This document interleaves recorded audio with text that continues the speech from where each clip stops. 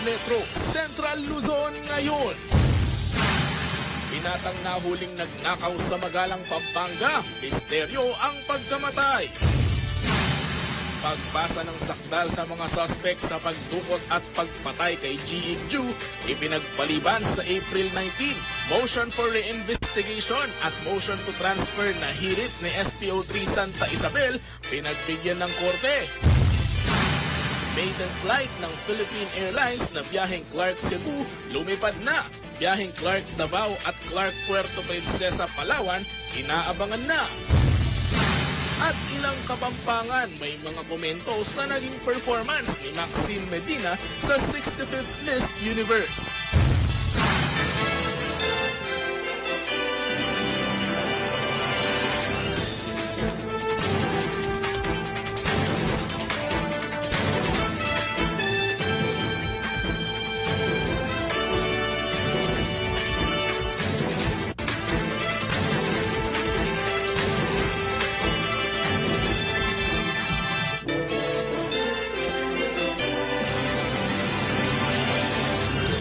Magandang gabi po. Ito ang Metro Central Luzon ngayon.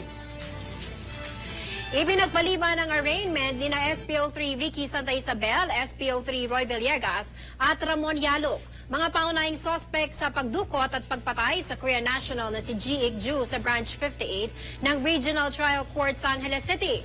Kahit hindi natuloy ang arraignment, dininig naman ang motion na inihain ng mga akusado gaya ng motion for reinvestigation, motion to defer arraignment at motion to transfer custody. Para sa buong detalye, makakasama natin live sa Angeles City Hall of Justice si Justin Sayo. Justin?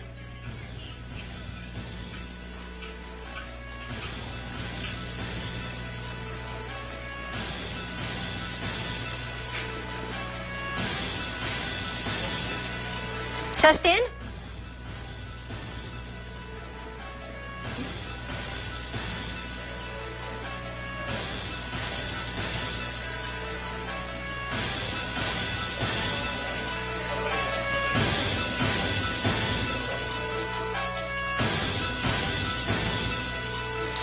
Isang binatilyo sa Magalang, Pampanga ang nahuli umano Kay Christine Gambalan, nakatatandang kapatid ni Phil.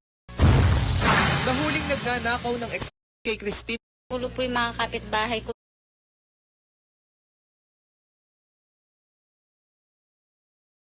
PO3 Ricky Santa Isabel.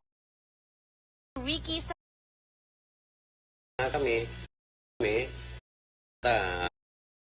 Christine si nakausap si Philip. Puro pasa ang katawan at may tama ng bala sa ulo.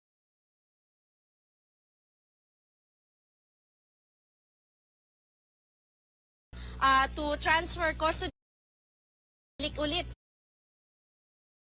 ipinahayag ni bagamat sila At iba. pong kontra sa din ng at the international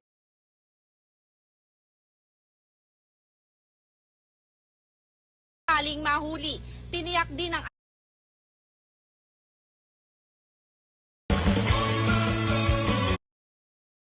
ako si Justin Sayo para sa Metro Central Luzon News. Maraming salamat sa iyo, Justin Sayo. Sa pagbabalik ng Metro Central Luzon ngayon, mga kaanak at kaibigan ng suspect sa pagdukot at pagpatay kay G.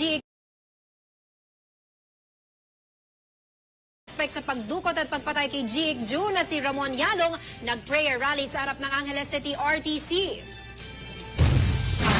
At punong barangay sa Aray at Pampanga patay sa pamamaril.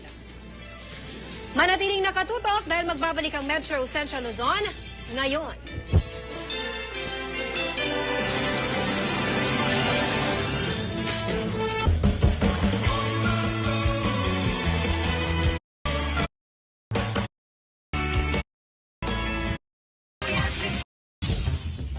Love with Jollibee Burger. Coffee break every day with totally